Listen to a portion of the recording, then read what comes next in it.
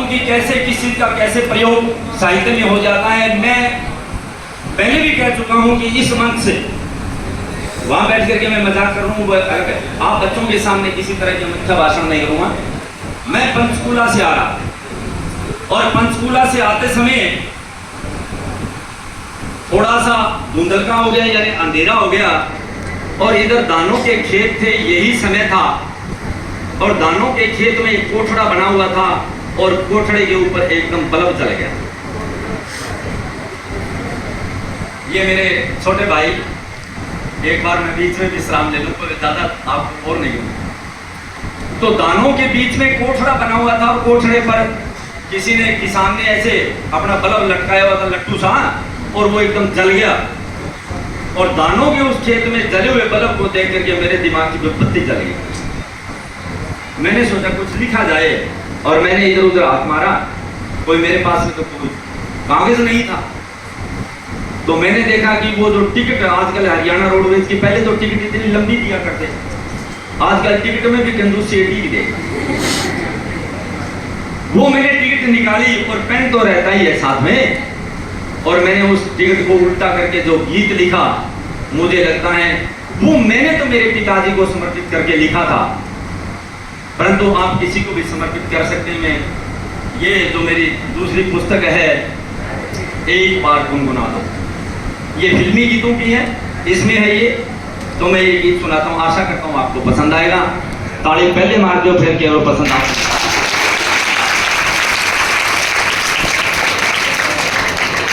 और बड़ा ही प्रेम से शांत होकर के सुनेंगे प्लीज। कि जब सांझ ढले कोई दीप जले,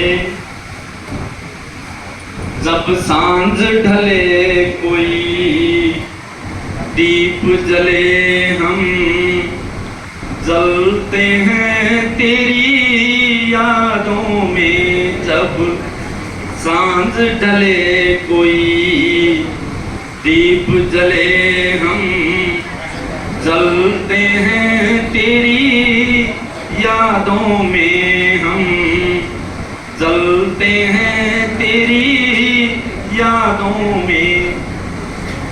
हम हंसते हैं, सब कहते हैं, सब कहते हैं वो सहते हैं, सबसे करते हम बात, मगर खोए हैं तेरी बातों में। जब सांझ ढले कोई दीप जले, हम जलते हैं तेरी यादों में। हम जलते हैं तेरी यादों में।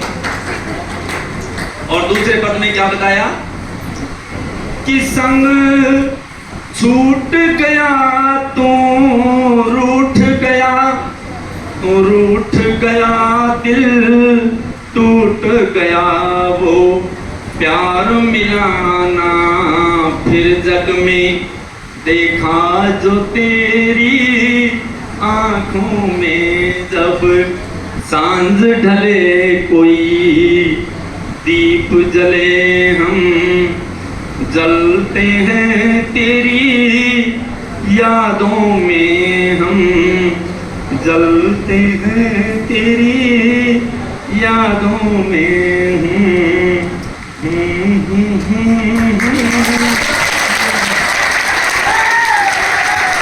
अभी जो मेरा पहला नॉवल,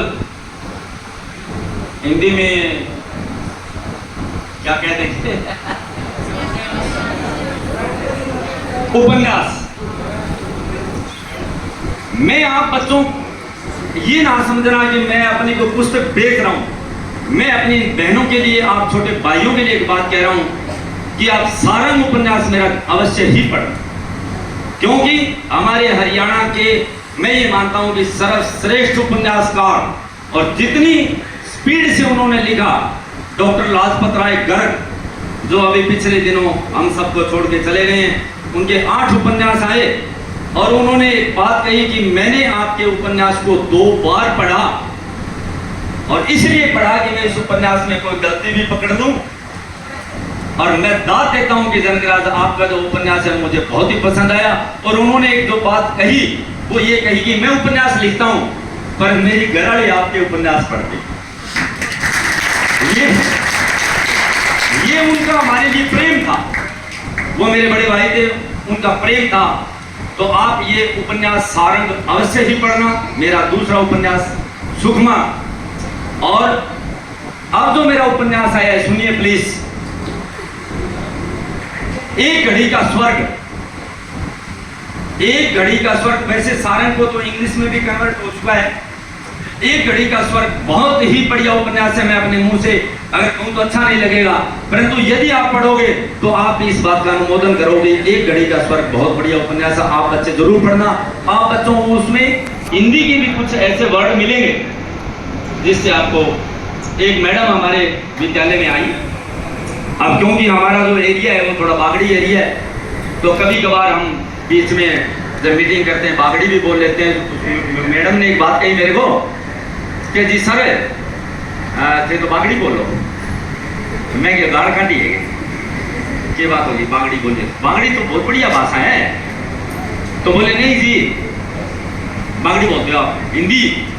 तो मैंने उनको एक बात कही, आप इस बात में गर्वान बोती ना मानना, वैसे ही मतलब मैंने कह दिया उनको। मैंने कहा आप मेरा निबंध संग्रह धरोहर ऊपर अपने ले आओ वहां से लाइब्रेरी से, और धरोहर निबंधावली का पहला निबंध खोल करके पहले पृष्ठ की ही मुझे हिंदी करके बता दो, मैं मान लूं। आपने कुछ नहीं करना, पहला पेज हिंदी में ही है धरोहर निबंधावली का, आप उसकी मुझे हिंदी बता दो। सिर्फ कोई 2-4 शब्द सुनने से। आज की हमारी सबसे बड़ी प्रॉब्लम क्या है? आज की जो प्रॉब्लम ये है कि जो छोटे बच्चे हैं हमारे, आजकल की जो माताएं हैं, वो अपने बच्चों को इंग्लिश मीडियम स्कूल में भेजती हैं। उनको पता नहीं है कि 69 कितना हुआ है। अभी डी ग्रुप का जो पेपर हुआ था, मुझे बेटा बता रहा था कि जी इधर लिखा हुआ था 69 या 79 या 89, और उधर वो लिखे हुए थे आपस में मिलान करो। तो मैंने कहा जगह 69, 59, 79, 89 को बेरना है, तो वो डी ग्रुप में भी क्यों कर लगे वो? क्योंकि मेरी तरह अगर महिपाल डांडा जी जैसे शिक्षा मंत्री है, उन्होंने कहा कि सारे लेटर हिंदी में आने चाहिए। अगर मेरी तरह कोई हिंदी प्रेमी कोई कहेगा ले रहे इस पर लिख दे 59 नंबर फाइल लगा, अब उसको 59 नहीं लिखना आएगा या तो क्या करें? इसलिए ये जरूरी है कि पहले हम बेसिक बातों को सीख लें, उसके बाद में अब मैं एक गीत और सुनाऊंगा, उसके बाद में अपनी वाणी को विराम दूंगा, ज्यादा समय आपका नहीं लूंगा। एक और सुना दूंगे।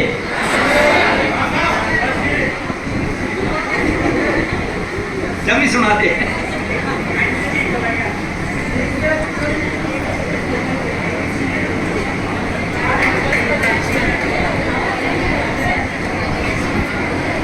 एक मैंने 2 गाना लिखा फिल्म के लिए।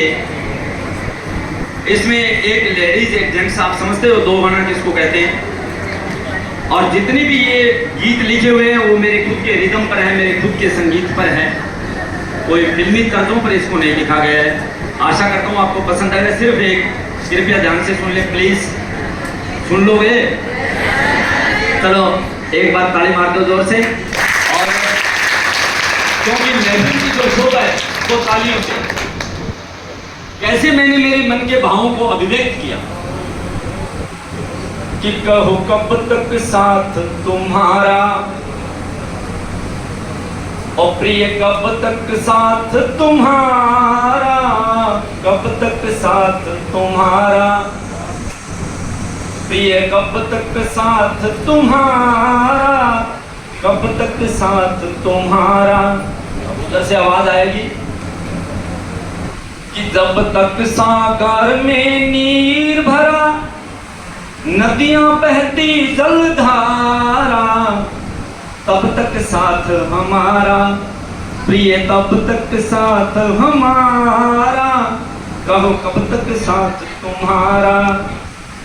कि ये गगन में सूरज, चमके चंदा और तारा, ये गगन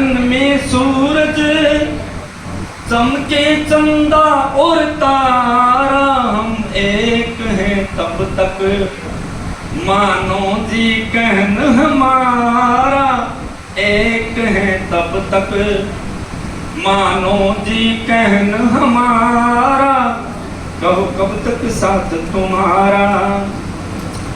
कि कब खुशबू अलग हवा से और धूप किरण से न्यारी, प्राणों बिन देह कहो क्या है जीवन की अधिकारी। हम एक हैं तब तक, कब तक हम एक हैं तब तक, जमुना जल गंगा धारा हम एक हैं तब तक, जमुना जल गंगा धारा, कहो कब तक साथ तुम्हारा, प्रिय तब तक साथ हमारा, प्रिय तब तक। आप सभी को आगे बढ़ने का इतना मार्ग प्रशस्त कर रहे हैं मेरे अग्रज, मेरे बड़े भाई रूप सिंह जी। आप सभी बच्चों के लिए मैं एक छोटी सी, हमारे जो पीछे का जितना भक्ति का जो साहित्य बराबर है उसमें एक चीज है कि कृपा करी गुरुदेव ने कि मुझे कागज से हंस बना दिया।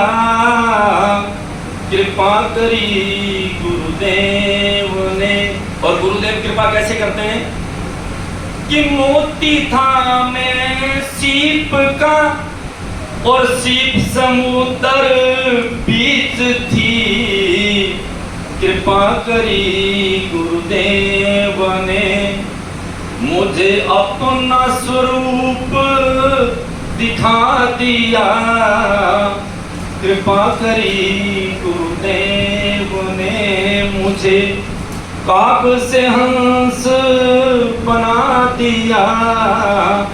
आप सभी भाई बहनों को एक छोटी सी बात बताना चाहूंगा कि जब मेरा ये साहित्य लिखा गया विभिन्न यूनिवर्सिटियों में, ये मेरी बहन बात सुनो जरा प्लीज, जो पीछे बैठी हैं बहने बात सुनो, कि जब मैंने ये साहित्य लिखा और विभिन्न यूनिवर्सिटीज में मेरे साहित्य पर पीएचडी होने लगी, तो मेरे मन में कसक थी कि मैं एमए तो कर ली, बीएड भी कर ली, लेक्चरर भी लगे, जो भी सारा कुछ हो गया, पर मैं पीएचडी नहीं कर पाया और मैं अपने आप के अगर डॉक्टर नहीं लिख पाया।